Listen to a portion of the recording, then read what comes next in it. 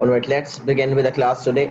आज की क्लास का ऑब्जेक्टिव है इंशाल्लाह कि मेंसुरेशन स्टार्ट लेंगे और मेंसुरेशन में दो कैटेगरीज हैं, एक 2 डायमेंशनल फिगर्स, एक 3 डायमेंशनल फिगर्स। दोनों कैटेगरीज को डिस्कस करना है, लेकिन एक ही क्लास में नहीं हो सकता, it will take some time. तो सबसे पहली क्लास का जो टारगेट है वो है 2 डायमेंशनल पे फोकस है हमारा।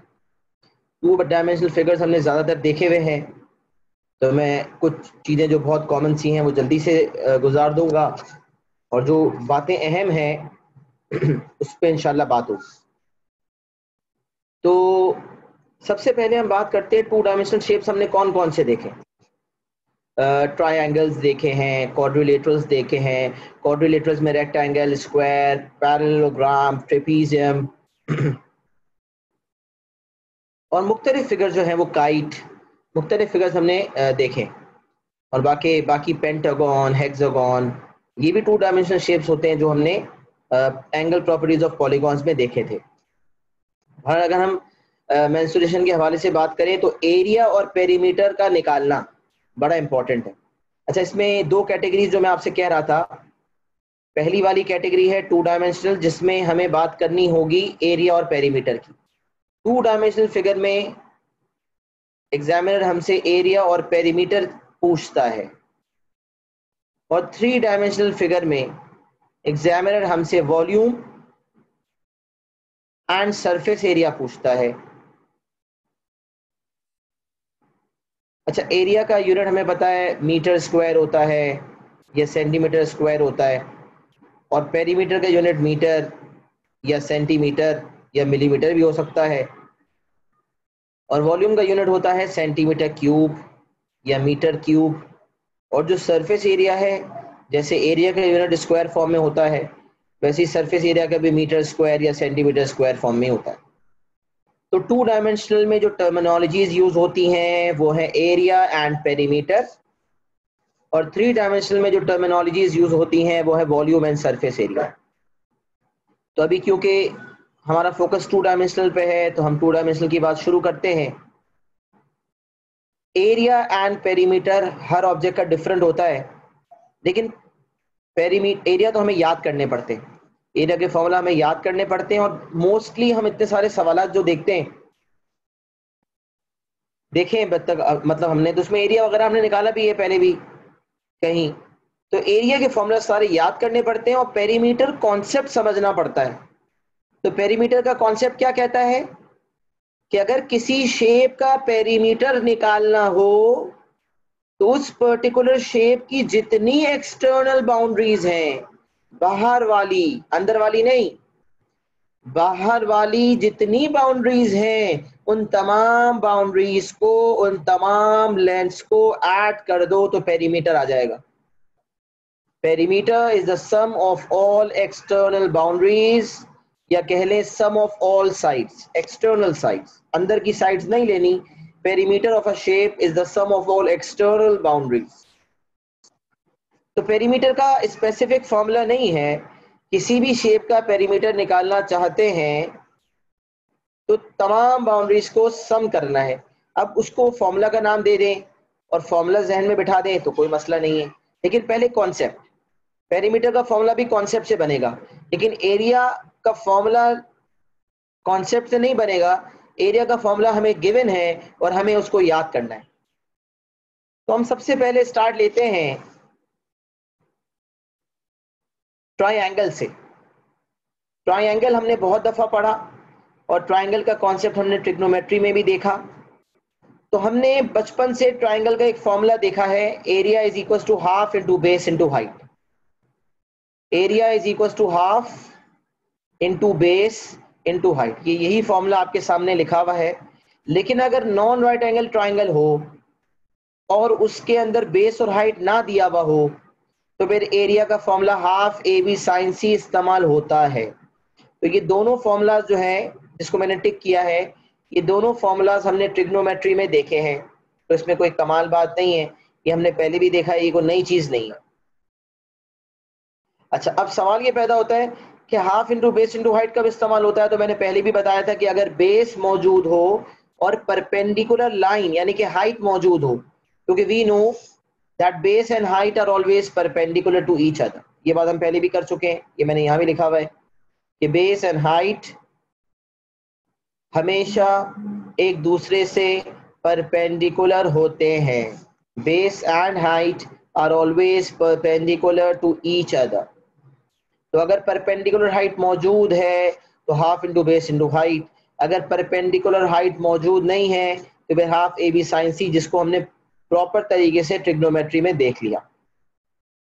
अच्छा, ट्राइंगल की अगर हम बात करें, ट्राइंगल के पेरीमीटर की बात करें, तो ट्राइंगल का पेरीमीटर भी सम ऑफ ऑल साइड्स है। तो अगर ट्राइंगल है ए बी सी, तो ट्राइंगल की कितनी साइड्स हैं? ट्राइंगल की एक साइड है बी सी, एक साइड है ए सी और एक साइड है ए बी। तो आप देख सकते हैं बी सी को यहाँ पर डायग्राम में ए कहा गया है, तो ए सी को बी कहा गया है तो बी, और ए बी को सी कहा गया है तो सी। तो perimeter is A plus B plus C. Perimeter जो है वो है A plus B plus C, जो कि कॉन्सेप्ट के मुताबिक तमाम साइड्स का सम है। तो जैसे कि मैंने आपसे कहा कि पेरीमीटर के लिए कोई स्पेसिफिक फॉर्मूला नहीं है, बस तमाम साइड्स को आपने ऐड करना होता है तो हमारे पास पेरीमीटर आ जाता है। अच्छा, उसके अलावा अगर हम बात करें, ट्राइंगल की बात हमने खत्म कर ली, एरिया के दो फॉर्मूलाज डिस्कस कर लिए, पेरीमीटर की बात कर ली। अब हम आते हैं क्वाड्रिलेटरल्स पे। Now let's talk about quadrilaterals. तो जनरल डेफिनेशन हमें पहले भी पता है कि quadrilateral is any four sided 2D figure, any four sided closed figure, और 2 डायमेंशनल की बात हो रही है तो कोई भी 2 डायमेंशनल में 4 साइडेड फिगर जो है, जो क्लोज्ड हो, उसे कहते हैं क्वाड्रिलेटरल। अच्छा, क्वाड्रिलेटरल्स हमने पहले भी कई किस्म के देखे थे, रेक्टेंगल, स्क्वायर, मुख्तलिफ। तो स्टार्ट लेते हैं रेक्टेंगल से। रेक्टेंगल का भाई एरिया का फॉर्मूला क्या होता है? तो रेक्टेंगल में दो साइड्स होती हैं। रेक्टेंगल के शेप हम जानते हैं कि इसकी साइड्स परपेंडिकुलर होती हैं। अगर ये लेंथ है तो सामने वाली भी लेंथ होगी, ये भी एल है, ये भी एल है और ये भी बी है। अच्छा, एरिया का फॉर्मूला क्या होता है भाई? एरिया का फॉर्मूला होता है length into breadth, L into B. Normally बड़ी वाली जो लेंथ होती है, जो हॉरिजॉन्टल इसमें दी हुई है, उसको हम लेंथ कहते हैं, और जो वर्टिकल लाइन इस केस में है, इसको या तो हम ब्रेथ कहते हैं या विड्थ कहते हैं। We either call it breadth और we also call it width. तो ब्रेथ कहने या विड्थ कहने एक ही बात है, लेकिन लेंथ को हम लेंथ ही कहते हैं। तो length multiply by breadth, area is equal to L into B. मतलब हॉरिजॉन्टल वाली लाइन और वर्टिकल वाली लाइन की लेंथ आपस में मल्टीप्लाई करते हैं तो एरिया आ जाता है। तो area is equal to length multiply by breadth. तो एरिया का फॉर्मूला रेक्टेंगल का हमें याद करना चाहिए, याद कर लें। पेरीमीटर की अगर हम बात करें, पेरीमीटर का कॉन्सेप्ट फिर वही, तमाम बाउंड्रीज का सम ऑफ ऑल आउटर बाउंड्रीज। तो आइए देखते हैं रेक्टेंगल में कितनी बाउंड्रीज हैं। तो आप देख सकते हैं रेक्टेंगल क्योंकि एक क्वाड्रिलेटरल है, उसकी 4 साइड्स हैं। चारों साइड्स को प्लस कर दें, पेरीमीटर आ जाएगा। आप वाज़े तौर पे देख सकते हैं इस 4 साइड में से 2 लेंथ हैं तो L प्लस L, और 2 ब्रेथ हैं तो ब्रेथ प्लस ब्रेथ। तो आप देख सकते हैं ये बन गया 2L प्लस 2B, जिसमें अगर 2 कॉमन ले लिया जाए तो फॉर्मूला बनता है 2 ब्रैकेट L प्लस B। तो ये जो फॉर्मूला नजर आ रहा है 2 ब्रैकेट L प्लस B, ये कोई ऐसा फॉर्मूला नहीं है जो आपने रखना है। पेरीमीटर का फॉर्मूला मैंने पहले भी कहा, आप ना याद करें कोई मसला नहीं है। The only formula that we have to remember is that of the area.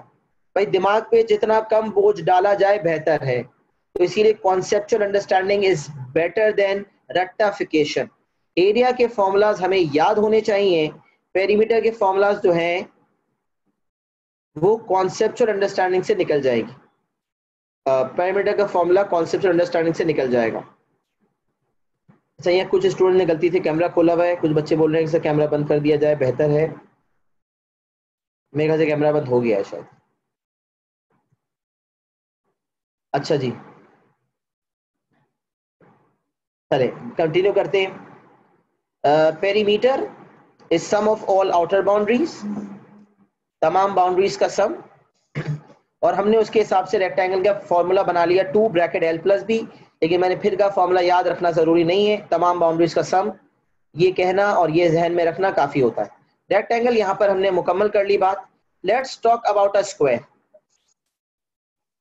क्या स्क्वायर और रेक्टेंगल में कोई बहुत मटीरियल डिफरेंस है? शेप में तो कोई डिफरेंस नहीं है। द ओनली डिफरेंस इज कि रेक्टेंगल की सिर्फ ऑपोजिट साइड सेम होती हैं और स्क्वायर की सारी साइड्स। तो यहां पर तो ए लिखा हुआ है, लेट सपोज मैं लेंथ कह देता हूं, तो जो लेंथ है ब्रेथ भी वही है, तो मैं बिला वजह लेंथ और ब्रेथ नहीं कहूंगा, because I know in a square length is equal to breadth. Length और ब्रेथ आपस में बराबर हैं।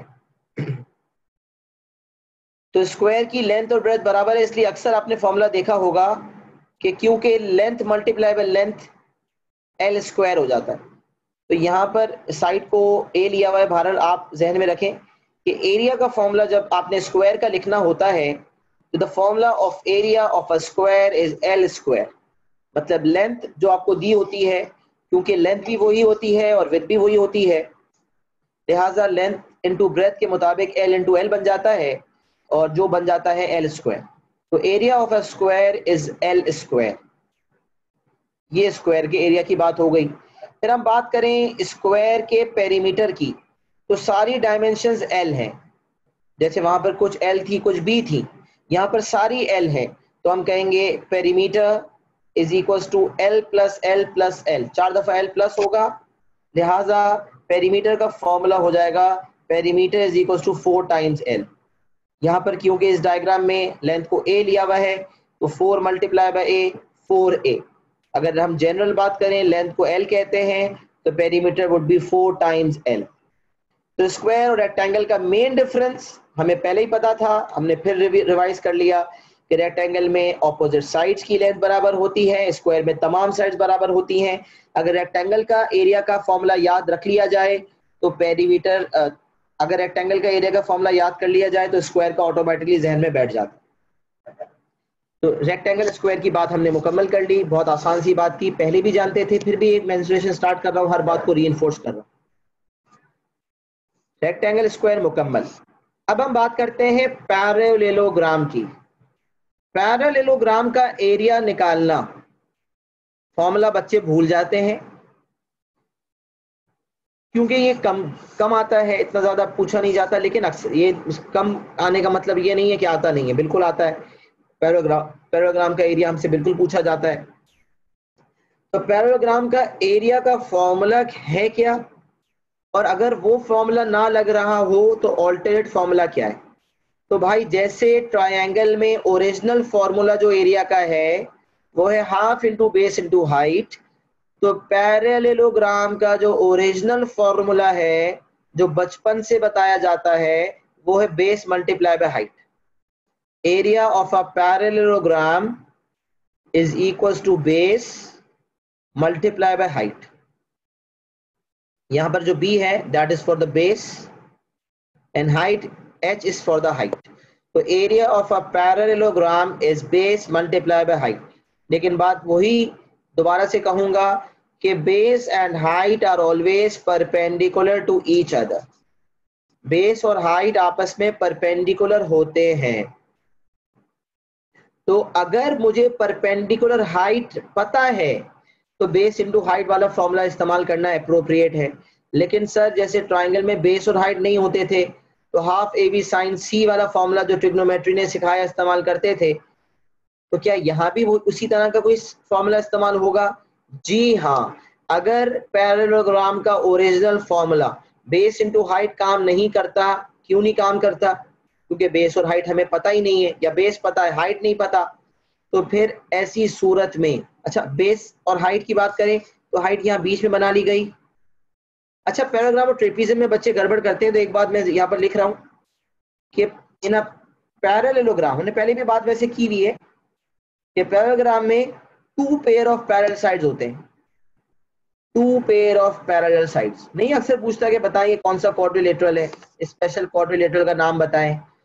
तो अगर 2 पेयर ऑफ पैरेलल साइड्स हो तो पैरेललोग्राम होता है, और अगर one pair of parallel side हो तो ट्रेपीजियम होता है।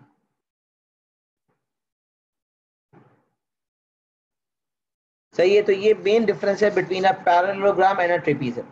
ट्रेपीजियम की बात तो हम आगे जाके करते हैं। बहरहाल पैरेललोग्राम की बात करते हैं। तो फॉर्मूला बेस इनटू हाइट है, अगर काम नहीं करता तो फिर क्या किया जाए? तो भाई फिर ट्रिग्नोमेट्री का फॉर्मूला लगाया जाए। कैसे लगाया जाए आइए देखते हैं एग्जांपल। ये एग्जांपल आपके सामने है जिसमें मैंने ए बी सी डी एक क्वाड्रिलेटरल बनाया है, और उसमें एक डायमेंशन है 10, एक डायमेंशन है 8 और इंक्लूडेड एंगल है 60। तो we know that a parallelogram can be divided into two triangles. तो अगर मैं एक डायगोनल ड्रॉ कर लूं, बी से लेकर डी तक अगर मैं एक डायगोनल ड्रॉ कर लूं, तो this parallelogram will be converted into two triangles.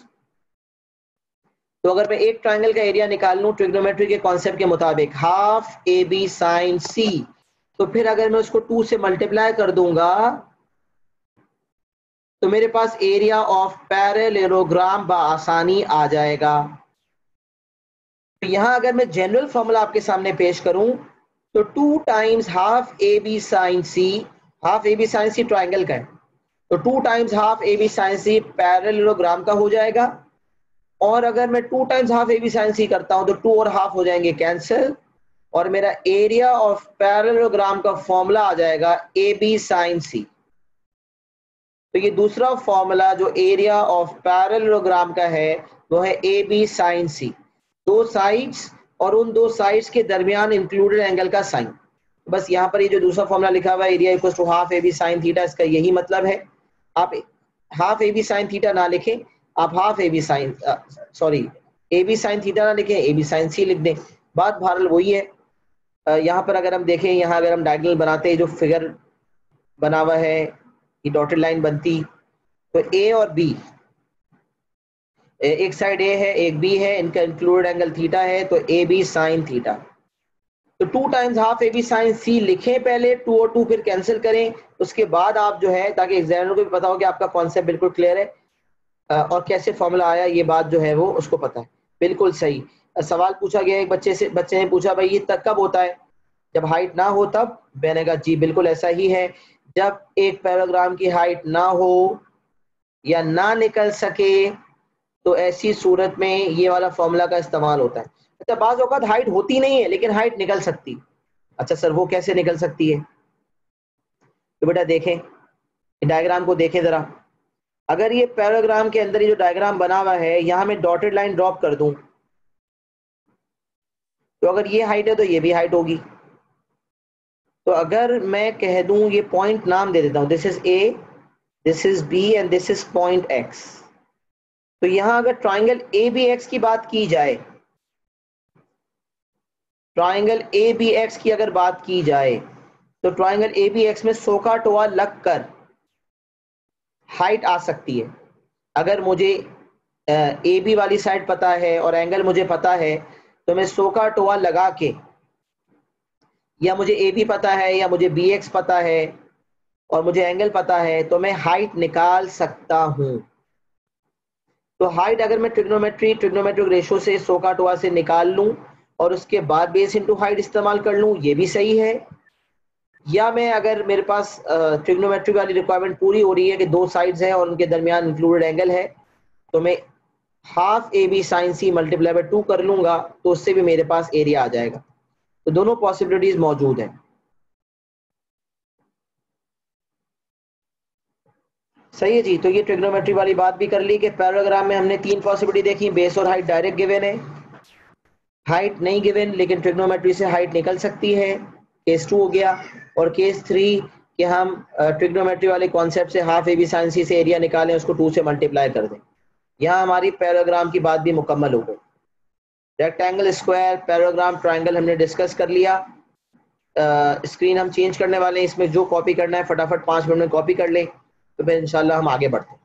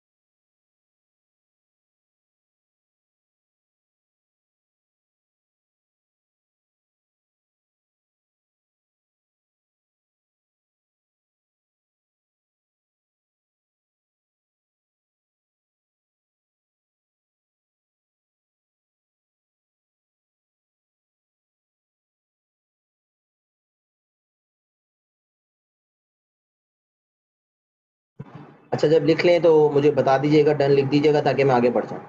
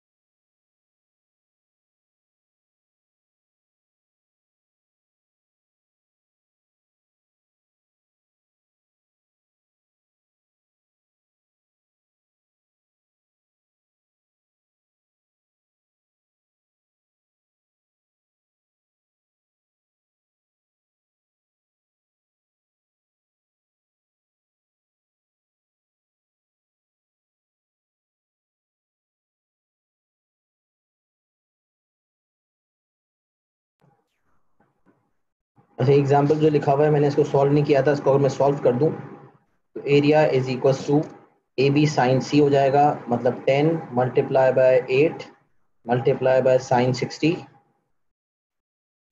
क्योंकि 2.5 तो कट चुका, तो मेरा आंसर आ जाएगा 10 multiply by 8 multiply by sine 60,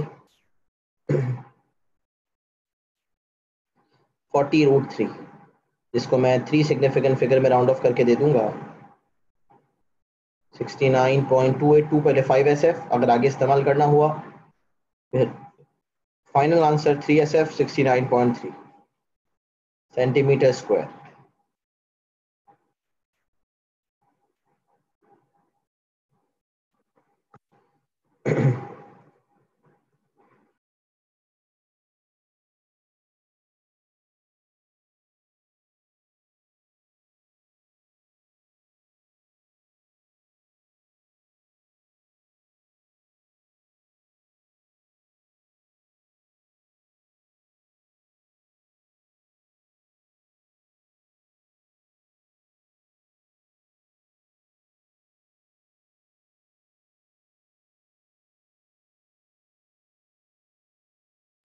बस बेटा स्क्रीनशॉट ले लें अगर किसी ने कॉपी नहीं किया तो फिर आगे बढ़ रहे हैं।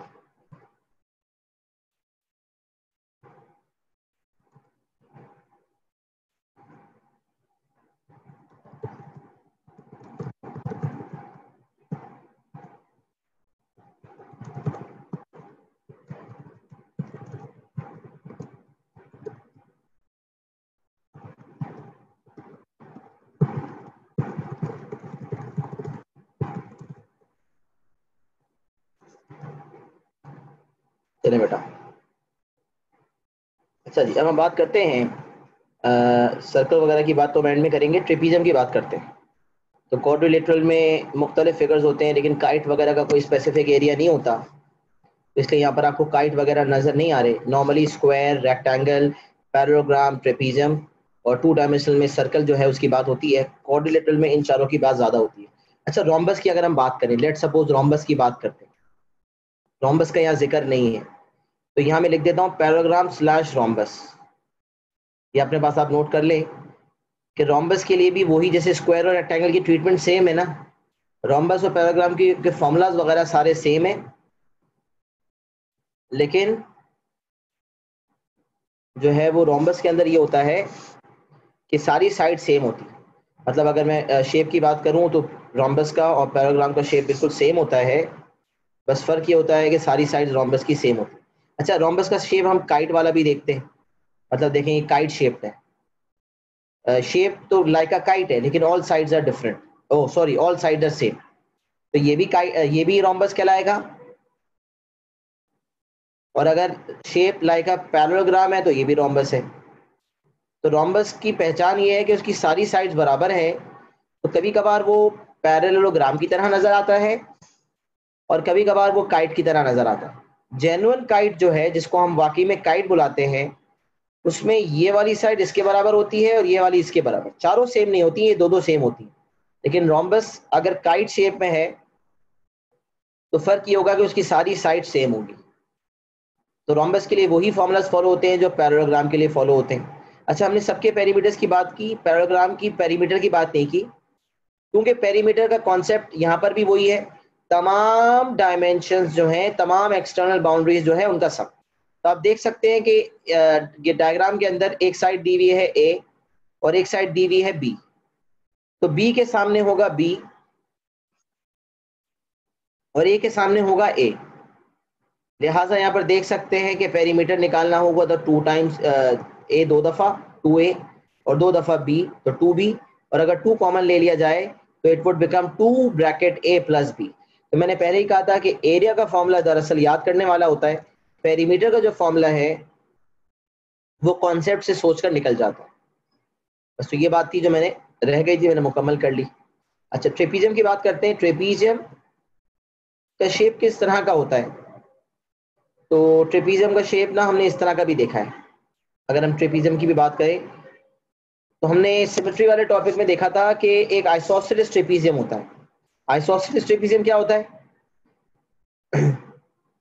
जिसमें ये वाला एंगल इस वाले एंगल के बराबर हो। ये वाली साइड जो है इस वाली साइड के बराबर हो और लाइन ऑफ सिमेट्री एग्जिस्ट करती हो। और नॉर्मल ट्रेपीजियम कैसा हो सकता है? मुख्तलिफ हो सकते हैं, अलग अलग शेप हो सकते हैं। एक पॉसिबल शेप ये भी हो सकता है,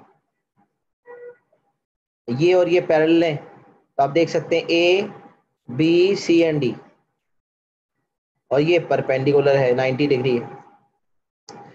तो कोई भी ऐसा क्वाड्रिलेटरल जिसमें one pair of parallel sides हों उसको कहते हैं quadrilateral trapezium. My bad, I repeat, कोई भी ऐसा क्वाड्रिलेटरल जिसमें one pair of parallel sides हों उसको कहते हैं ट्रेपीजियम, और कोई भी ऐसा क्वाड्रिलेटरल जिसमें two pair of parallel sides हों उसको कहते हैं पैरेललोग्राम। ये बात मैं पहले ही कर चुका। तो यहाँ पर अगर हम सवाल देखें तो ये ट्रेपीजियम आइसोसेलेस है या नहीं, ये तो एक अलग स्टोरी है, इसका ताल्लुक तो लाइन ऑफ सिमेट्री से है। एरिया पेरीमीटर के लिए हमारा कोई कंसर्न नहीं है कि वो आइसोसेलेस ट्रेपीजियम है या नॉर्मल ट्रेपीजियम है। बस ट्रेपीजियम की पहचान ये है कि ऑपोजिट्स कोई एक पेयर ऑफ पैरेलल साइड्स हैं। तो आप देख सकते हैं इसमें एक डायमेंशन जिसका नाम दिया हुआ है ए और एक डायमेंशन जिसका नाम दिया हुआ है बी, ये दोनों साइड्स आपस में पैरेलल हैं। अच्छा, ट्रेपीजियम के एरिया का फॉर्मूला है क्या? तो मैं यहाँ प्रॉपर फॉर्मूला लिख रहा हूँ। Area is equal to half into base wait, half into height into sum of parallel sides. पहले भी कहीं ना कहीं शायद डिस्कस तो किया होगा, पहले भी बहुत दफ़ा जो है वो इस तरह के सवाल आए हुए हैं। अपने माशाल्लाह से इतना लंबा कोर्स कर लिया अब तक, तो कितनी चीज़ें कहाँ कहाँ कवर हुई हैं, लेकिन खास मेंसुरेशन में जो जो चीज़ें बताने की है मैं बता रहा हूँ, चाहे वो हमने पहले देखी हैं हो या ना देखी हो। We are looking at those things again, एक रीइंफोर्समेंट ही हो जाएगी। तो area of a trapezium is half into height into sum of parallel sides.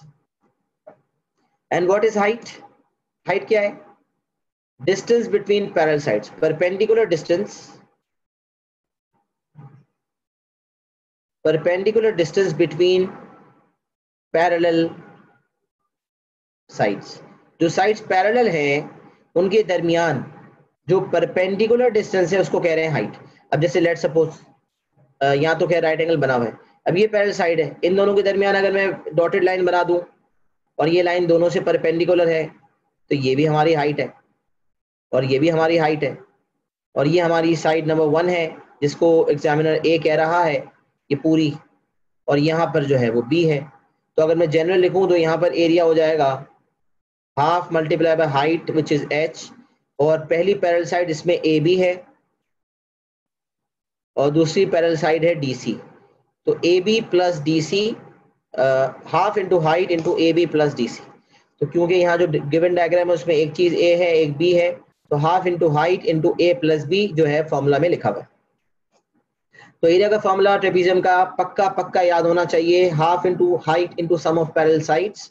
Height दोनों पैरेलल साइड्स के दरमियान परपेंडिकुलर डिस्टेंस को कहते हैं और दोनों पैरेलल साइड्स को आपस में प्लस करते हैं। पेरीमीटर के लिए कोई एज सच फॉर्मूला नहीं होता, जैसा कि मैंने पहले भी कहा है, और पेरीमीटर का कॉन्सेप्ट होता है सम ऑफ ऑल साइड्स। तो अगर तमाम साइड्स मौजूद हैं तो पेरीमीटर निकल सकता है वरना नहीं निकल सकता। अगर तमाम साइड्स मौजूद नहीं है तो हो सकता है निकल सकती हूँ। कैसे निकल सकती हूँ? तो वही ट्रिग्नोमेट्री लग सकता है यहाँ पर। लेट सपोज ये डायग्राम हमारे पास दिया हुआ है, ये हमारा राइट एंगल ट्रायंगल हमने बनाया, ये हाइट है। लेट सपोज ये एंगल मुझे बता दिया गया 30 है और मुझे शायद बीसी की लेंथ पता हो, तो मैं बीसी की लेंथ अगर मुझे पता है तो उसके जरिए, और मुझे ए बी की लेंथ पता है, तो बी से लेकर एक्स तक परपेंडिकुलर लाइन बनाई, एक्स ही निकल सकता है। एक्स ही can be found using trigonometric ratio सोका-टोआ, और एक्स आने के बाद बी सी और डी सी पूरा हमें पता नहीं था, सिर्फ ए बी पता था, तो इसका मतलब डी एक्स पता था। आप देख सकते हैं ए बी और डी एक्स बराबर है, रेक्टेंगल फॉर्म हो रहा है। पैरेललोग्राम ट्रेपीजियम के अंदर एक रेक्टेंगल फॉर्म हो रहा है A B X D, A B C D हमारा ट्रेपीजियम है लेकिन उसके अंदर एक रेक्टेंगल फॉर्म हो रहा है ए बी एक्स डी। तो ए बी की लेंथ डी एक्स की लेंथ के बराबर होगी। तो अगर मुझे डी सी पूरी नहीं पता तो डी एक्स तो पता हो जाएगा, एक्स ही हम जो है ट्रिग्नोमेट्री से निकाल लेंगे तो डी सी पूरा आ जाएगा और हाइट हमें पता होगी। तो बहरहाल बताने का मकसद ये है कि अगर हमारे पास सारी साइड्स की लेंथ नहीं है तो हो सकता है किसी तरह निकल सकती है, और वो जो तरीका है जिससे निकल सकती है वो ट्रिग्नोमेट्री है, जिससे लेंथ वगैरह निकलती है। ट्रिग्नोमेट्री तो हमने डिटेल में पढ़ी जिसमें हमने लेंथ निकालना सीखा। और याद रखें मेंसुरेशन के टॉपिक में ट्रिग्नोमेट्री साथ साथ चलता है। पहले ट्रिग्नोमेट्री करवाने का मकसद यही होता है कि मेंसुरेशन की एक फाउंडेशन जो है वो आपके पास स्ट्रांगली बिल्टअप हो जाए, एक फाउंडेशन आपके बिल्कुल स्ट्रेंथन हो जाए, जिसके बाद मेंसुरेशन के सवालात करना आपके लिए बेहतर और आसान हो जाएगा। तो मेंसुरेशन की बुनियाद है ट्रिग्नोमेट्री, इसीलिए पहले आपको ट्रिग्नोमेट्री करवाया गया और फिर अब मेंसुरेशन करवाया जा रहा है। तो there is a reason behind everything. तो ट्रेपीजियम की हमने बात कर ली, सम ऑफ ऑल साइड्स होंगी या किसी ना किसी तरह निकल सकेंगी। Now it's time to talk about circle. तो हम सबसे पहले बात करते हैं सर्कल की। सर्कल को हमने पहले भी देखा है, पूरा हमने एक टॉपिक कर लिया सर्कल्स पे, angle properties of circle. Angle properties of circle में हमने एंगल्स की बात की थी और हमने उस वहां भी area of circle and perimeter of circle की बात की थी। तो यहाँ हम प्रॉपर तरीके से उस बात को डिस्कस करते हैं और सर्कल के जो सब पार्ट्स हैं उसको भी डिटेल में डिस्कस करेंगे। और यही वो एरिया है जिसमें जो है वो 2 डायमेंशनल में थोड़ी ज्यादा मेहनत भी करनी पड़ेगी और लंबी तफसीलात भी आपको देनी पड़ेंगी। तो सबसे पहले जनरल गुफ्तगू से स्टार्ट लेते हैं। सर्कल, हर सर्कल में एक सेंटर पॉइंट होता है, जैसा कि हम जानते हैं नॉर्मली उसमें ओ लिखा होता है, और सेंटर ऑफ द सर्कल से लेकर सर्कमफ्रेंस ऑफ द सर्कल तक जो भी लाइन होती है उसको रेडियस कहा जाता है। सेंटर से लेकर सर्कमफ्रेंस तक जो भी लाइन होती है उसको हम कहते हैं रेडियस। तो सर्कमफ्रेंस जो सर्कुलर पार्ट होता है, नॉर्मली 2 डायमेंशनल शेप से बाउंड्रीज होती हैं और उन बाउंड्रीज का पेरीमीटर निकाला जाता है। लेकिन सर्कल में क्योंकि वो बाउंड्री सर्कुलर है तो सर्कुलर बाउंड्री को हम पेरीमीटर नहीं कहते, उस सर्कुलर बाउंड्री को हम कहते हैं सर्कमफ्रेंस। तो देख सोचा जाए तो ये सर्कमफ्रेंस जो है वो दरअसल पेरीमीटर ही है। This is the perimeter of the circle. लेकिन क्योंकि वो पेरीमीटर और वो जो बाउंड्री है वो स्ट्रेट लाइन नहीं है बल्कि वो सर्कल फॉर्म में है, वो घूमी भी है और सर्कल फॉर्म में है, लिहाजा उसको हम कहते हैं सर्कमफ्रेंस। सही है। तो गोल बाउंड्री, सर्कुलर बाउंड्री को हम पेरीमीटर नहीं कहते, सर्कमफ्रेंस कहते हैं। लिहाजा सर्कल का पेरीमीटर नहीं है तो पेरीमीटर ही, लेकिन उसी पेरीमीटर को हम क्या कहते हैं, सर्कमफ्रेंस कहते हैं। तो भाई सर्कल का एरिया और पेरीमीटर आपकी फिंगर टिप्स पे होना चाहिए, इन दोनों को याद रखना है। इसके आगे मैं बहुत सारे फॉर्मूलाज जो हैं वो डिराइव करवाऊंगा, लेकिन अगर आपको ये फॉर्मूलाज आप भूल गए ना तो आप वो सारे फॉर्मूलाज भूल जाएंगे। वो तमाम फॉर्मूलाज जिस पे मैं अभी बात करने वाला हूं, वो तमाम फॉर्मूलाज आप सिर्फ कॉन्सेप्ट से जहन में बिठा सकते हैं अगर आपके जहन में ये 2 फॉर्मूलाज बैठ गए। रेडियस हमें पता है, सेंटर से सर्कमफ्रेंस तक कोई भी लाइन उसको रेडियस कहा जाता है। तो एरिया का फॉर्मूला है पाई आर स्क्वायर। अच्छा, पाई पे एक बड़ी गुफ्तगू होती है, पहले भी हुई है कि पाई एक इर्रेशनल नंबर है। हमने जो है वो इस पे यूनिट नंबर 1 में भी डिस्कशन की थी जब रैशनल इर्रेशनल नंबर्स की गुफ्तगू आई थी। तो pi is an irrational number. तो अक्सर इस पे बहस ये आती है कि सर पाई की वैल्यू तो 22/7 बचपन में हमें बताई जाती थी। तो याद रखें pi is not equal to 22/7, क्योंकि मेंसुरेशन है यहाँ पर पाई बहुत दफा आएगा। तो आपने ये बात जहन में बिठा लेनी है कि सीआई की इंस्ट्रक्शन क्या कहती है। तो सीआई की इंस्ट्रक्शन कहती है यूज कैलकुलेटर वैल्यू ऑफ पाई, या फिर और एल्स यूज 3.142।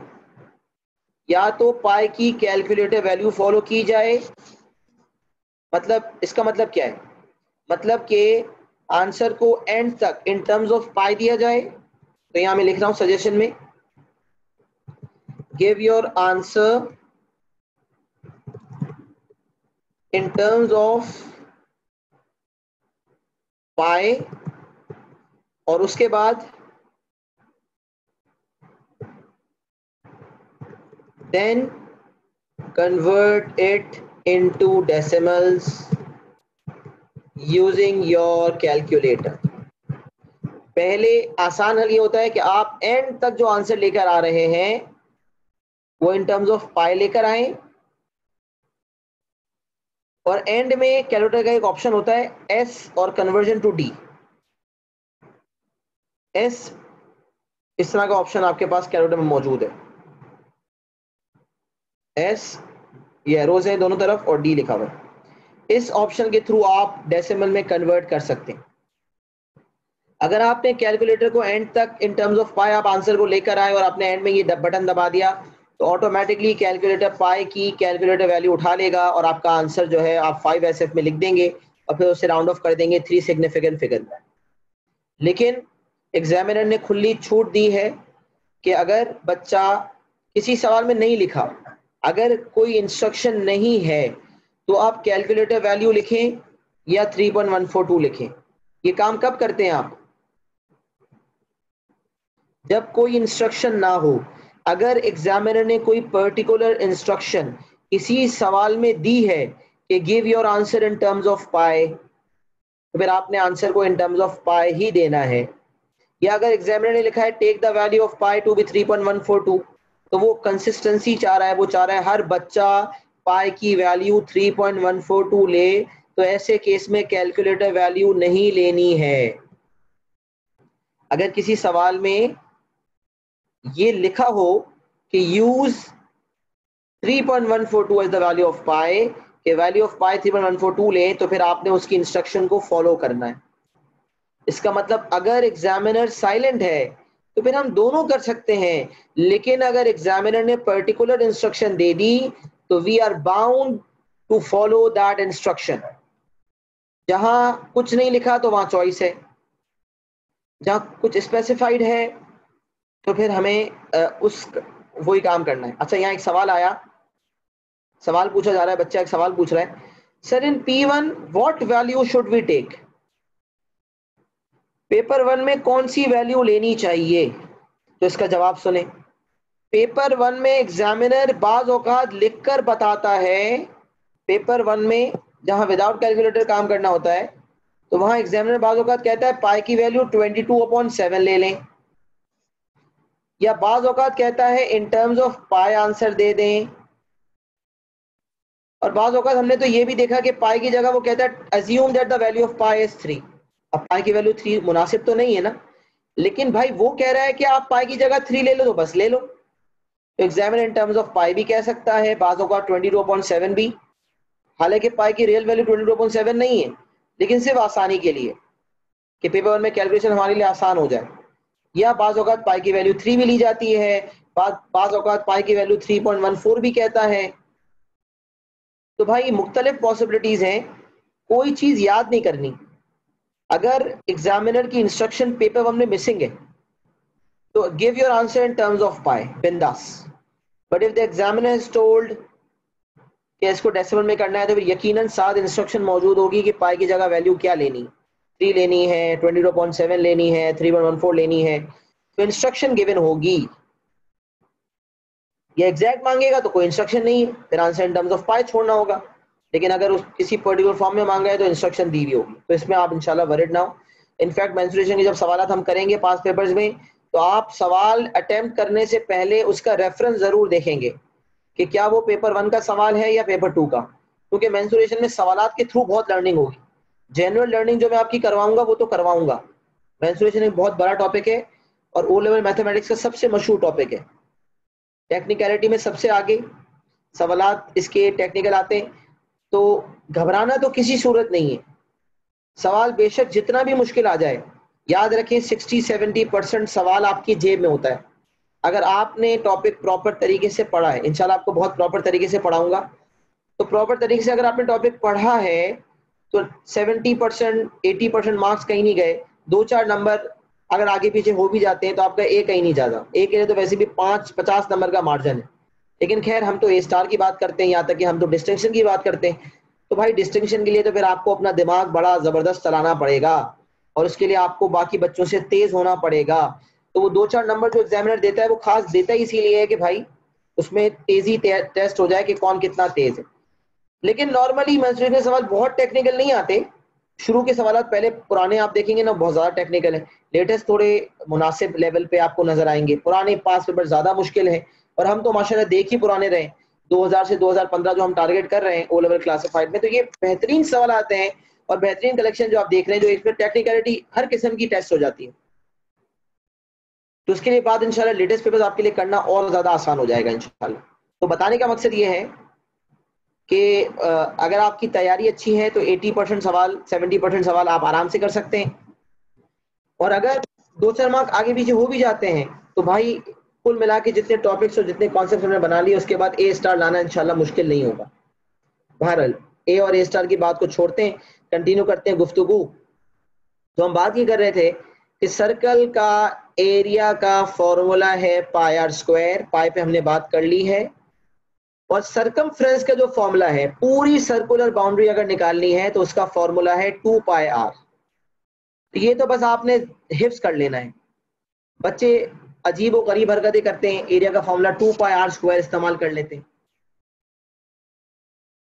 और सरकमफ्रेंस में भी कुछ और फॉर्मूला इस्तेमाल कर लेते हैं, आगे पीछे कर देते हैं, एरिया को सरकमफ्रेंस बना देते हैं, सरकमफ्रेंस को एरिया बना देते हैं। भाई फॉर्मूला आपने गलत इस्तेमाल कर लिया ना, फिर आप कोई उम्मीद ना रखें कि एग्जामिनर कोई मार्क्स देगा। Area of a circle pi are square, circumference 2 pi r. अच्छा, अब एरिया ऑफ अ सर्कल की बेसिस पर और सरकमफ्रेंस ऑफ सर्कल की बेसिस पर हम गुफ्तगू शुरू करते हैं सेमी सर्कल और क्वाड्रेंट की। तो पहले let's talk about semi circle and quadrant. अब ये एक सेमी सर्कल मैं आपके सामने बना रहा हूं, एक मिनट इसको ब्लैक से बनाने दो। सही है। अच्छा, अब मैंने एक डायमीटर बनाया,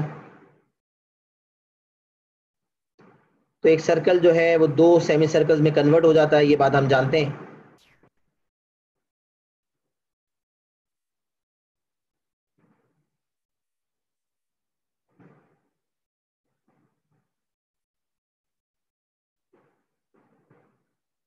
अच्छा, अब देखिएगा, अब अगर मैं इरेजर से ही नीचे वाला पार्ट मिटा दूं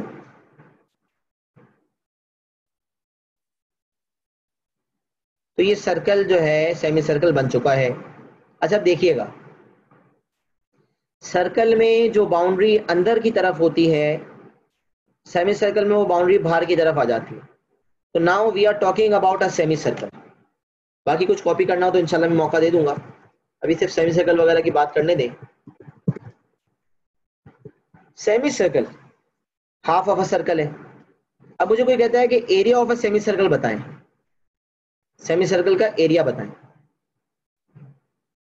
तो सेमी सर्कल है, अच्छा ये बात हमें पहले भी पता है, diameter is twice of radius. तो ये भी रेडियस है, ये भी रेडियस है, तो अगर कोई डायमीटर कहेगा तो diameter is equal to 2 times radius. अच्छा, एरिया का फॉर्मूला क्या होगा? Semi circle is half of a circle, ये बात हम जानते हैं, semi means half, semi circle is half of a circle. तो सर्कल का एरिया का फॉर्मूला अगर मुझे पता है तो सेमी सर्कल का एरिया का फॉर्मूला निकालना तो कोई मुश्किल नहीं है। हम कहेंगे area is equal to half of pi are square. जो सर्कल का एरिया का फॉर्मूला है उसी को हाफ कर दिया, area is half pi are square. अच्छा, अब बात करते हैं पेरीमीटर की, सेमी सर्कल की पेरीमीटर की बात करते हैं। अच्छा, यहां मैं सेमी सर्कल के सर्कमफ्रेंस इसलिए इस्तेमाल नहीं कर रहा क्योंकि यहां सर्कुलर पार्ट भी है और स्ट्रेट लाइन भी है। सर्कल की अगर मैं बात करूं तो सर्कल में अगर कोई लाइन अंदर की तरफ बनी हुई है तो ये इंटरनल बाउंड्री है, लिहाजा पेरीमीटर में इस इंटरनल को हम नहीं लेते। लेकिन अब जब सेमी सर्कल की बात कर रहे हैं तो वही बाउंड्री जो इंटरनल हुआ करती थी वो तो एक्सटर्नल है, और पेरीमीटर का कॉन्सेप्ट तो हम जानते हैं, सम ऑफ ऑल एक्सटर्नल बाउंड्रीज, तमाम एक्सटर्नल बाउंड्रीज का सम। तो अगर हम यहां पर देखें तो एक सर्कुलर पार्ट है, ए एक्स बी सर्कुलर पार्ट है, इसको हम सर्कमफ्रेंस कह सकते हैं, और ए बी जो है स्ट्रेट लाइन है जो कि डायमीटर है 2 टाइम्स रेडियस। तो अगर मुझे पेरीमीटर निकालना है तो मैं कहूंगा perimeter of a semi circle is circumference A X B, जिसको, अच्छा सर्कमफ्रेंस का जो पार्ट होता है ना, पार्ट ऑफ अ सर्कमफ्रेंस, उसको हम आर्क लेंथ कहते हैं, याद रखें ये बात। पूरा जो गोल होता है उसको हम कहते हैं सर्कमफ्रेंस, फुल फुल सर्कल की जो बाउंड्री होती है उसको कहते हैं सर्कमफ्रेंस। उसी सर्कमफ्रेंस का अगर एक पार्ट उसकी बात करें, वो पार्ट एग्जैक्ट हाफ है, एग्जैक्ट 1/4 है, या कोई और प्रोपोर्शन है, उससे फर्क नहीं पड़ता। पार्ट ऑफ द सर्कमफ्रेंस को हम कहते हैं आर्क लेंथ। तो हम यहां पर कह रहे हैं arc A X B plus diameter. क्यों भाई? क्योंकि वो डायमीटर जो पहले सर्कल में अंदर हुआ करता था वो यहां पर एक्सटर्नल है। तो perimeter is equal to arc length plus diameter, और डायमीटर इज 2 टाइम्स रेडियस। अच्छा, आर्क लेंथ क्या है? अब पूरा जो सर्कल है उसका सरकमफ्रेंस है 2 पाई आर। जो पूरा सर्कल है इसका सरकमफ्रेंस है 2 पाई आर। बेटा क्वाड्रिलेटरल का आर्क नहीं होता, क्वाड्रिलेटरल में स्ट्रेट लाइंस होती हैं, सिर्फ सर्कल में आर्क लेंथ का कॉन्सेप्ट होता है। सर्कुलर चीज पूरे सर्कल को सरकमफ्रेंस कहते हैं, और अगर उसका पार्ट हो तो उसको आर्क लेंथ कहते हैं। आर्क सर्कुलर के लिए इस्तेमाल होता है, सर्कुलर पार्ट जो सर्कुलर वाली चीज होती है उसके लिए आर्क लेंथ का लफ्ज इस्तेमाल होता है। क्वाड्रिलेटरल में आर्क लेंथ नहीं होता, स्ट्रेट लाइंस होती हैं, लेंथ्स होती हैं, साइड्स होती हैं। अच्छा, आर्क ए एक्स बी, कोई बात नहीं, ऐसे सवाल अगर हो जो आपको लग रहे हो कि आपको पूछना है, आप चैट पे पूछ लिया करें, उसका जवाब आपको इंशाल्लाह मिल जाएगा। तो perimeter is equal to arc, बल्कि कोई सवाल लाइव भी पूछना चाहें तो रेज हैंड करके पूछ सकते हैं, आपको हमेशा से मौका दिया है। मैं अपने हिसाब से काफी दफा चीजों को रिपीट कर देता हूं, लेकिन फिर भी कोई सवाल आपको लगे कि चैट के थ्रू भी रिजॉल्व नहीं हो रहा तो फिर आप बेशक रेज हैंड करके सवाल पूछ सकते हैं, तो कोई मसले वाली बात नहीं है। कॉन्सेप्ट बहुत सारे हैं इस टॉपिक में, इंशाल्लाह 1 बाय 1 सारी चीजें आपको बताता रहूंगा।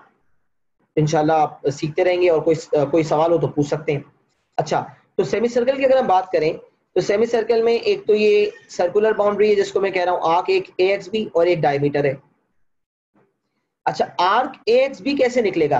तो देखिए पूरा जो 2 पाई आर है उसका हाफ, जब सेमी सर्कल निकाला हमने तो वो हाफ ऑफ सर्कल था, तो ये जो 2 पाई आर पूरी बाउंड्री से उसका एग्जैक्ट हाफ हो गया। तो now we will say half of 2 pi are. तो देखिए हमें सेमी सर्कल का पेरीमीटर याद रखने की जरूरत नहीं है, अगर मुझे सर्कल का सर्कमफेरेंस याद है हाफ ऑफ 2 पाई आर। लेकिन this is just the circular part, this is not the entire perimeter of a semi circle. Semi circle में तो वो चीज जो इंटरनल सर्कल में इंटरनल थी वो सेमी सर्कल के लिए एक्सटर्नल हो चुकी है, लिहाजा डायमीटर को भी ऐड करेंगे, and diameter is 2 times radius. तो अगर मैं सिंप्लीफाई कर दूं उसको, तो सिंप्लीफाइड फॉर्म में इट वुड बिकम 2 और 2 कट गए, and perimeter would be pi r plus 2r। तो अगर आपको कभी circumference perimeter of semi circle का फॉर्मूला ये नजर आए तो आप परेशान मत होइएगा कि ये कैसे आया। सिंपल कॉन्सेप्ट है, 2 पाई आर का हाफ कर दिया तो पाई आर बन गया, और डायमीटर जो इंटरनल था वो एक्सटर्नल हो चुका है तो उसको भी ले लिया पेरीमीटर की कंसिडरेशन में, क्योंकि वो भी एक्सटर्नल बाउंड्री है। मैं लिख भी देता हूं यहां पर, this is now external, this will be added when we are taking perimeter. So this is what are the formulas of a semicircle. Now let's talk about a quadrant. Quadrant का भी जिक्र अक्सर आता है। What is a quadrant? It is a quarter circle. 1/4 of a circle को हम quadrant कहते हैं।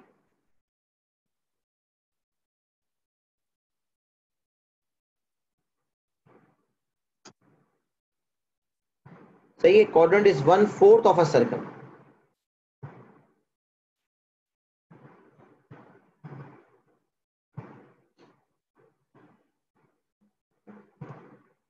अच्छा जी, अब देखिए मैंने यहाँ इसको अटैच कर दिया, और फिर हमने जो है एक आकलन बना दिया। अब सर्कल के 4 हिस्से अगर किए जाएं, सर्कल के 4 हिस्से किए जाएं तो हर हिस्सा क्वाड्रेंट है। एक सर्कल में 4 क्वाड्रेंट्स हैं। अच्छा, अब एक बात जो मैं आपके सामने वाज़ेह करना चाहूंगा कि अगर कभी एग्जामिनर ने सेमी सर्कल दिया हो और 10 लिखा हुआ हो तो आप समझ जाएं कि ये 10 डायमीटर है, और अगर आपने एरिया वगैरह निकालना है तो आपने रेडियस 10 डिवाइड बाय 2 करके निकालना पड़ेगा, रेडियस आ जाएगा 5। लेकिन अगर क्वाड्रेंट दिया हुआ है तो क्वाड्रेंट में ये जो लाइन दी हुई होती है ना, ये रेडियस ही होती है। तो क्वाड्रेंट की जो एक्सटर्नल बाउंड्रीज हैं, जैसे सर्कल में जो इंटरनल बाउंड्रीज थी 2-2, क्वाड्रेंट में ये दोनों इंटरनल बाउंड्रीज बाहर आ गई, एक्सटर्नल हो गई। तो अगर सबसे पहले मैं क्वाड्रेंट के एरिया की बात करूं, तो quadrant exact 1/4 of a circle है, तो उसका फॉर्मूला भी 1/4 ऑफ पाई आर स्क्वायर हो जाएगा। Area of a circle is pi are square, तो क्वाड्रेंट हो जाएगा 1/4 of pi are square. Area is equal to 1/4 of pi are square. अच्छा, उसके बाद area pi R 1/4 pi are square हो गया, सही है। बात करते हैं पेरीमीटर की। ये ए है, ये बी है, ये सी है।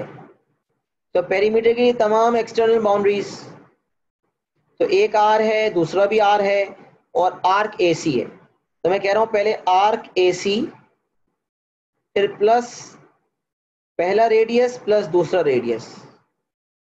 तो आर्क ए सी कैसे आएगा? तो आप देख सकते हैं इस पूरा सर्कल का सरकमफ्रेंस 2 पाई आर होता है, और क्वाड्रेंट उसका एग्जैक्ट 1/4 है। तो पेरीमीटर निकालने के लिए जो आर्क ए सी है, उसको हम कहेंगे 1/4 ऑफ 2 पाई आर।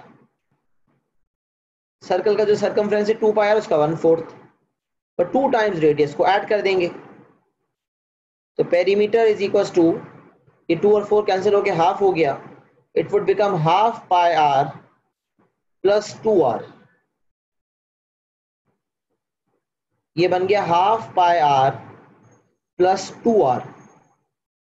तो यहां हमारे पास क्वाड्रेंट के एरिया और पेरीमीटर भी इसी फॉर्मूला से डिराइव हो गए जो सर्कल के फॉर्मूलाज थे।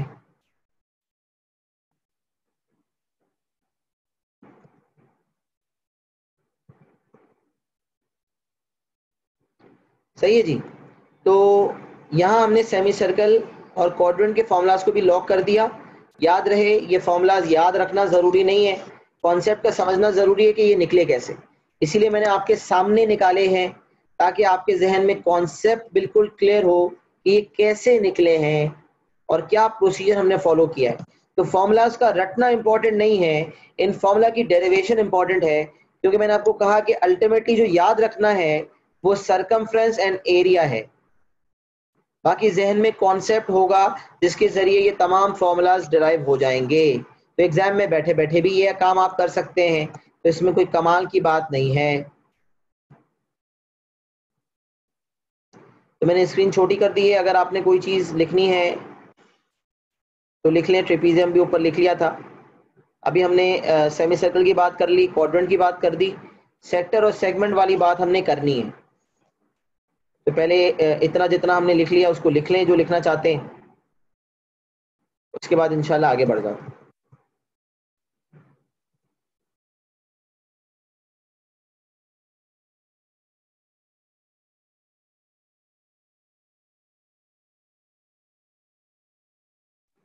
लिख लीजिएगा तो बता दीजिएगा ताकि हम आगे बढ़ जाएं। डन लिख दीजिएगा, सबको लिखना है चैट बॉक्स पे डन।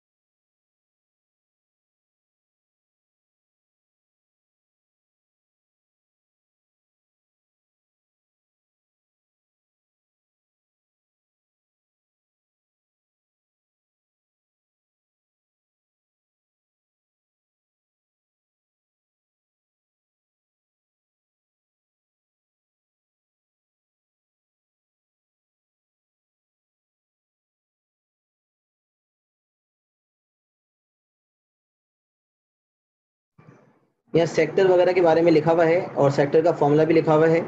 तो भारत अभी इसको लिखना बेशक ज़रूरी नहीं है, अभी मैं इसके बाद सेक्टर और सेगमेंट की बात करने जा रहा हूँ। तो ये मेरा अगला टास्क है, इसको मैं प्रॉपर तरीके से सारे फॉर्मूलाज वगैरह सब लिख पाता हूँ।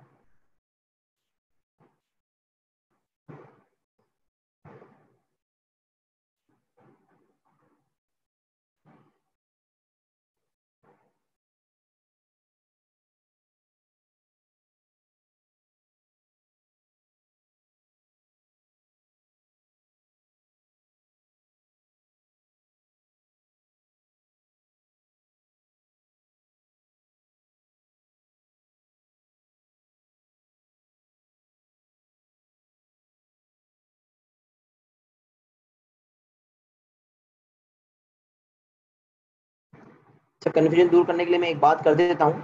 ये पाई डी लिखा हुआ है अक्सर जगहों पे, तो आप याद रखें कि जो सरकमफ्रेंस का फॉर्मूला है 2 पाई आर। तो अगर आप देखें तो ये कॉन्सेप्चुअली 2r मल्टीप्लाई बाय पाई है, इसलिए 2r जो है वो डायमीटर को कहते हैं, लिहाजा पाई डी। अक्सर किताबों में भी और कई जगहों पे आपको सरकमफ्रेंस का फॉर्मूला पाई डी नजर आएगा। तो बहरहाल आप पाई डी वाई डी छोड़ें, आप 2 पाई आर वाला फॉर्मूला जहन में रखें, लेकिन आपको सिर्फ पता होना चाहिए कि पाई डी का मतलब क्या है। कोई आपसे कहे कि सरकमफ्रेंस का फॉर्मूला पाई डी है, तो उससे बहस ना शुरू कर देना, उसको सिर्फ इतना कहना कि भाई मुझे पता है 2 पाई आर से मैंने याद किया है और 2r का मतलब डायमीटर ही होता है, तो उसको पाई डी भी कहा जा सकता है, कोई बड़ी बात नहीं है। तो इसी तरह ये जो यहाँ जो सेमी सर्कल के फॉर्मूलाज लिखे हुए हैं ये भी उसी हिसाब से हैं, लेकिन हमने जो फॉर्मूलाज यहाँ पर आर के टर्म्स में लिखे हैं आप आर वाली फॉर्म में ही लिखें, क्योंकि हम एग्जामिनेशन में डी नहीं ले रहे होते हैं, हम रेडियस के थ्रू ही काम कर रहे होते हैं। लिहाजा जो आर वाले जितने फॉर्मूलाज हैं क्वाड्रेंट के सेमी सर्कल के जो मैंने लिखे हैं आप उसी को फॉलो करें, या जो ऊपर सेमी सर्कल के डायमीटर वाले फॉर्मूलाज लिखें, लिखना चाहें लिखें, नहीं लिखना चाहते कोई मसला नहीं है। रेडियस वाले फॉर्मूला सेमी सर्कल क्वाड्रेंट के मैंने आपके सामने रख दिए हैं। सेक्टर के फॉर्मूलाज पे तो अभी मैंने बात ही नहीं की, तो मैं भी इंशाल्लाह डिस्कशन करता हूँ सेक्टर की अलग से, जिसके बाद आप सेक्टर की पूरी चीजें नोट डाउन कर सकते हैं।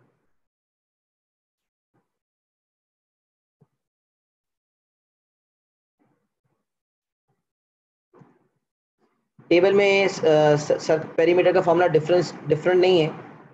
अगर आप देखें पेरीमीटर का फॉर्मूला होता है हाफ ऑफ 2 पाई आर, तो वही बात है 2 पाई आर को हम कहते हैं पाई डी, तो half of pi D plus diameter. तो हमने बस को खोल के लिखा हुआ था डायमीटर 2r होता है, जो 2 pi are upon 2 pi are हो जाता है, प्लस 2r हो जाता है। तो फॉर्मूला हमने जिस फॉर्म में लिखा है वो बेस्ट फॉर्म है, तो उसमें तो खाली आपने सब्स्टिट्यूट करना है डायरेक्ट। उस फॉर्म में ये कि diameter is twice of R, और डायमीटर पहले निकालना पड़ेगा, उसके बाद मैंने आपको कनेक्शन बता दी। जो सवाल आ रहा है जैसे टेबल में फॉर्मूला कुछ और हमने कुछ और लिखा है, तो वो फॉर्मूला कैसे आ गया, क्या सबको क्लियर है ये बात? आगे बढ़ो, कोई मसला तो नहीं है?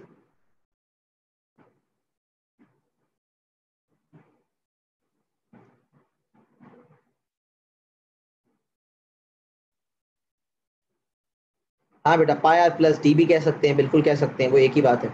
सही है बेटा, क्लैरिटी आ गई, दैट्स ग्रेट। चलें सही है। तो यहाँ पर हमने अल्लाह के फजल से एक पार्ट अपने डिस्कस कर लिया। अच्छा, अब बात करते हैं सेक्टर की, डिटेल डिस्कशन करते हैं सेक्टर की। सेगमेंट पे तो हमने पहले भी बात की थी, but first let's talk about sector.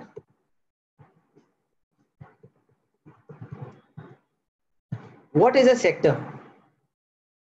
What is a sector? तो sector it is a part of a circle. भाई सेमी सर्कल क्या है? सेमी सर्कल भी एक सेक्टर है, लेकिन ऐसा सेक्टर जिसका एंगल मुझे पता है। Sector is a part of a circle, लेकिन उसका एक एंगल होता है मखसूस। तो अगर मैं कहूं क्या सेमी सर्कल एक सेक्टर है, मैं बोलूंगा yes, semi circle is also a sector, लेकिन angle of this sector is 180 degree. Quadrant या quarter circle is also a sector, ये भी एक सेक्टर है, लेकिन ये ऐसा सेक्टर है जिसका एंगल हमें पता है 90।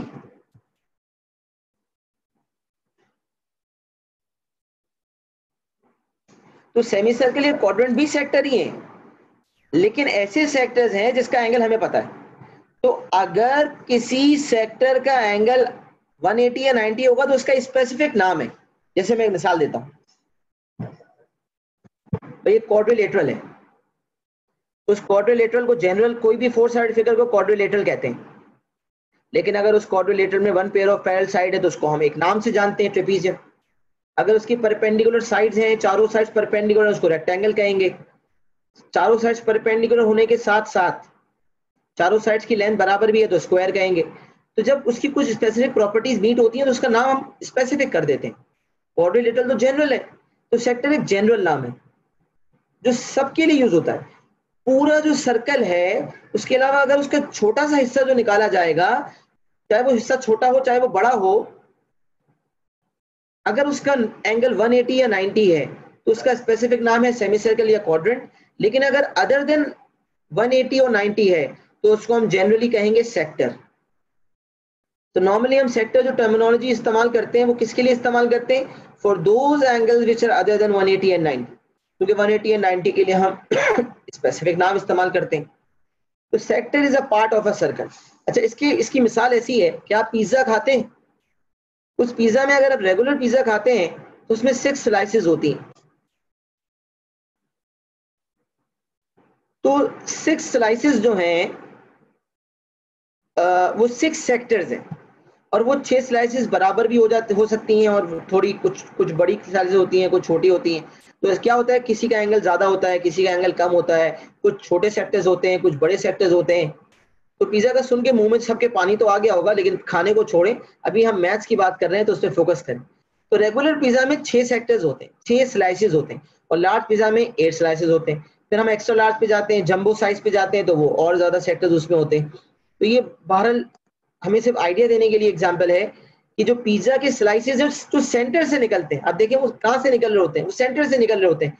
तो सेंटर से निकला हुआ एक हिस्सा सर्कल में सेंटर के थ्रू एक निकला हुआ हिस्सा, उसको हम कहते हैं सेक्टर। आइए इसको हम डेमोन्स्ट्रेशन करके आपको बताते हैं।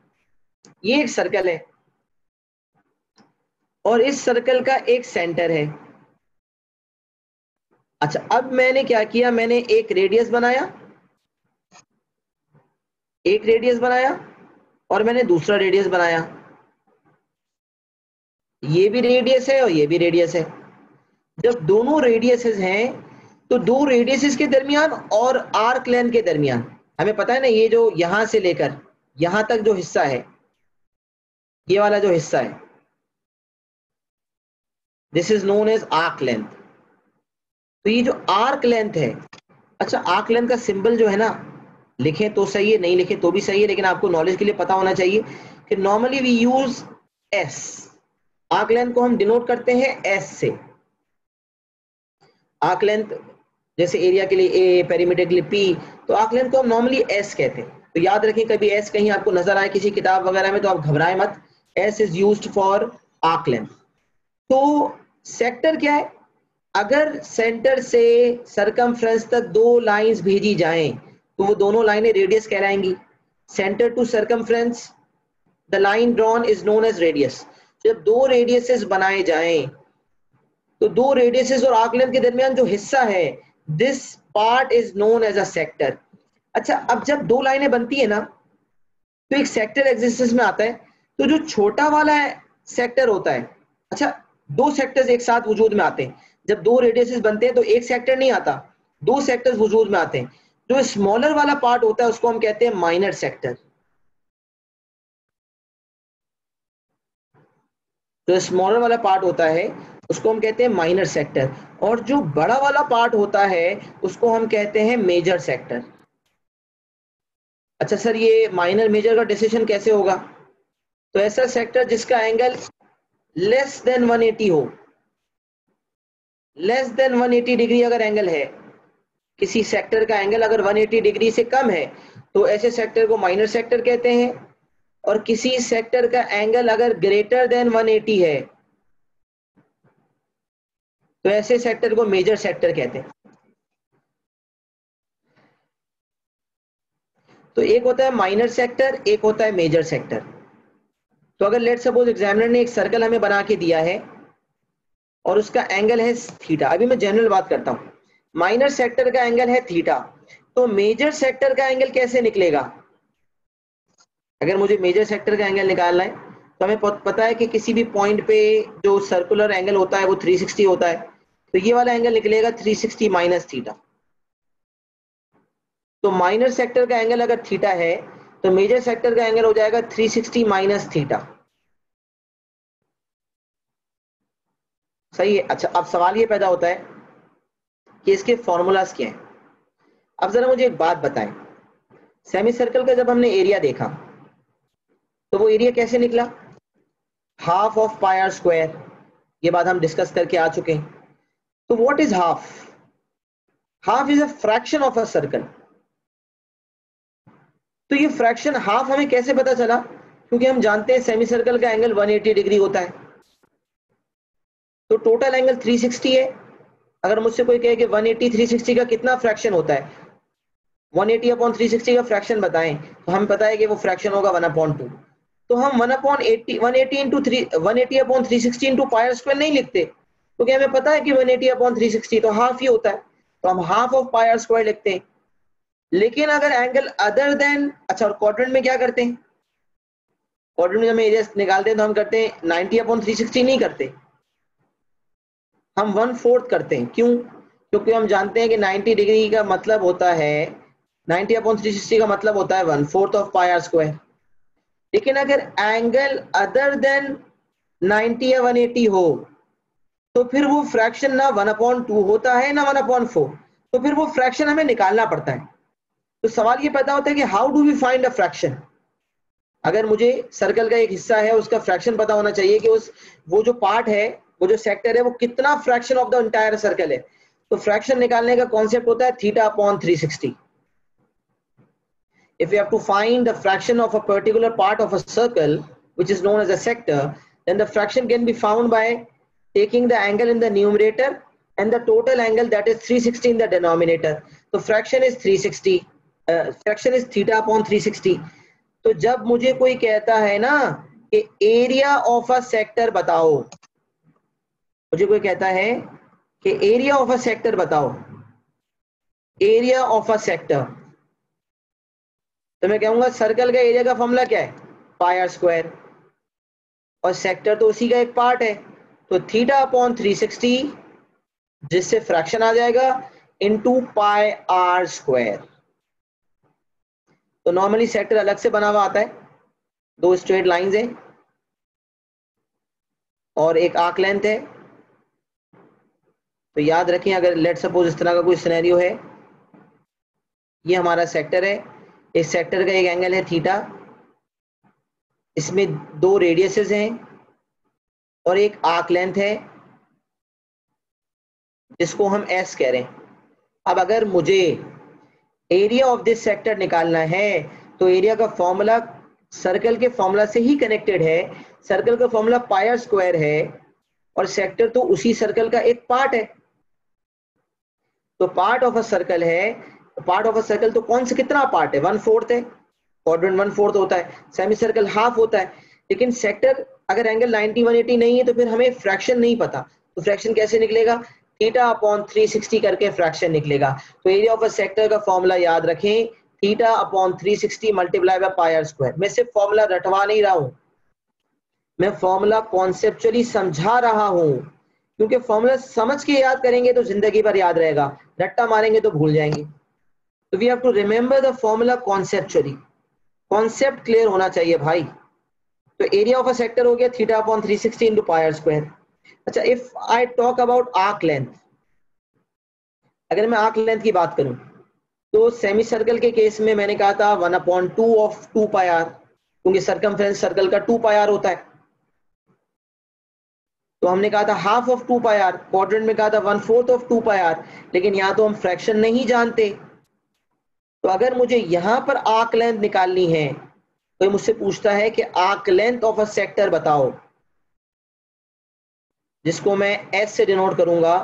तो हम बोलेंगे some fraction of 2 pi r, because the entire circumference is 2 pi are. तो arc length is some fraction, a fraction of 2 pi r. Now do we know the fraction? Fraction पता नहीं होता, निकल जाता है। कैसे निकलता है? थीटा अपॉन 360 से। तो theta upon 360 into 2 pi are. तो arc length of a sector निकालने के लिए फ्रैक्शन ऑफ 2 पाई आर करेंगे और हमारे पास जो है वो आर्क लेंथ आ जाएगी। सर क्या पेरीमीटर का फॉर्मूला भी होता है? बेटा पेरीमीटर का कॉन्सेप्ट हमने सीख लिया। Perimeter is sum of all external boundaries, तमाम एक्सटर्नल बाउंड्रीज का जो सम होता है उसको हम कहते हैं पेरीमीटर। तो इस सेक्टर में कितनी बाउंड्रीज आपको नजर आ रही हैं? पहली बाउंड्री, दूसरी बाउंड्री और तीसरी बाउंड्री। एक बाउंड्री है आर्क लेंथ जिसको मैं कह रहा हूं S, और दूसरी बाउंड्री है R, और तीसरी बाउंड्री भी है R।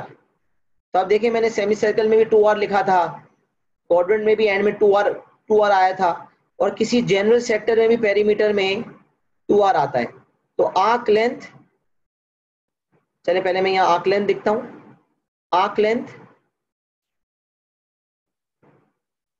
Plus 2R, R plus R, तो ये हो जाएगा S प्लस 2R। तो अगर मुझे कोई आर्क लेंथ की बात करेगा तो मैं सिर्फ आर्क लेंथ निकालूंगा theta upon 360 into 2 pi are.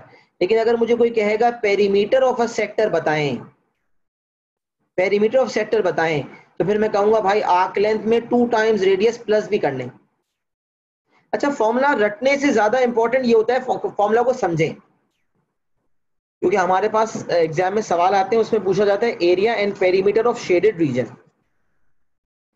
तो अगर कभी area and perimeter of shaded region पूछा जाएगा ना, तो फिर हमें सिर्फ वो वाली बाउंड्रीज लेनी होंगी जो शेडेड रीजन के इर्द गिर्द है। तो खैर उस पर भी बात कर लेंगे ताकि समझ आ जाए आपको, उसमें हम बाद में बात कर लेंगे, अभी हम मजीद कंफ्यूजन क्रिएट नहीं करना चाहते।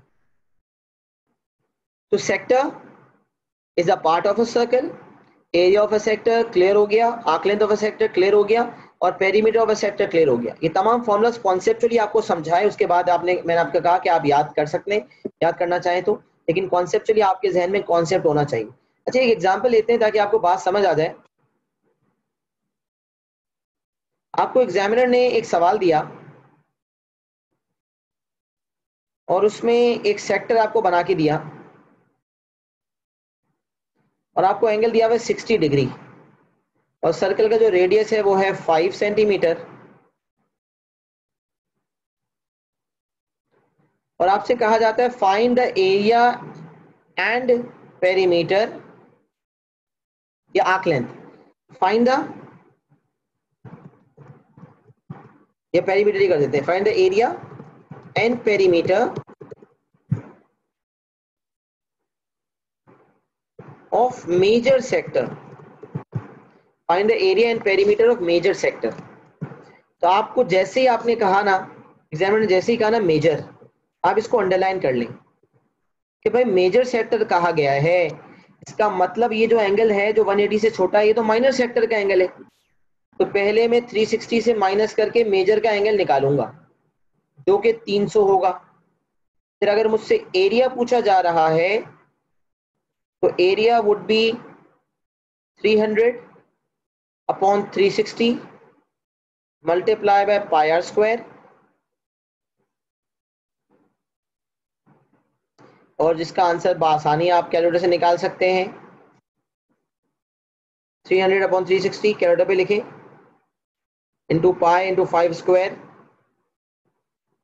डेसिमल के ऑप्शन से कन्वर्ट करें तो आपका एरिया आ जाएगा 65.4498। 6 SF में लिख दिया मैंने, अगर इसको 3 SF में राउंड ऑफ करते हैं it would become 65.4 centimetre square. और अगर मुझे निकालना है पेरीमीटर तो पहले मैं आर्क लेंथ निकालूंगा, theta upon 360 into 2 pi are.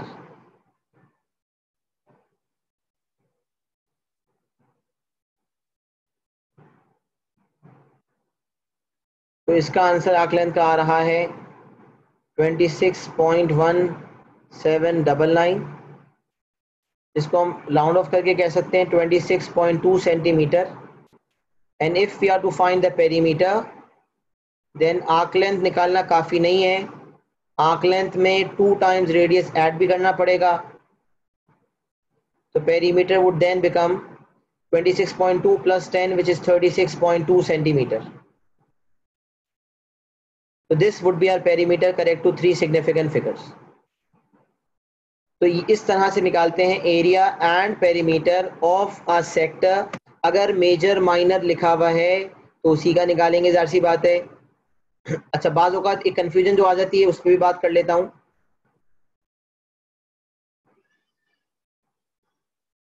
एक एग्जामिनेशन का ही सवाल है, पास पेपर्स का ही।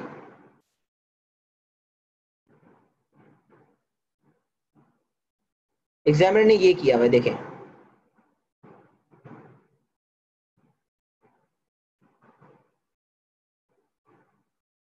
एग्जामिनर ने ये किया हुआ है और यहाँ आपको एंगल दिया हुआ है 60 डिग्री। चले कुछ भी दिया हुआ है, 30 डिग्री दिया हुआ है, चलो। और आपसे एग्जाम्पल में पूछा जा रहा है find the area, the diagram shows a sector, find the area and perimeter.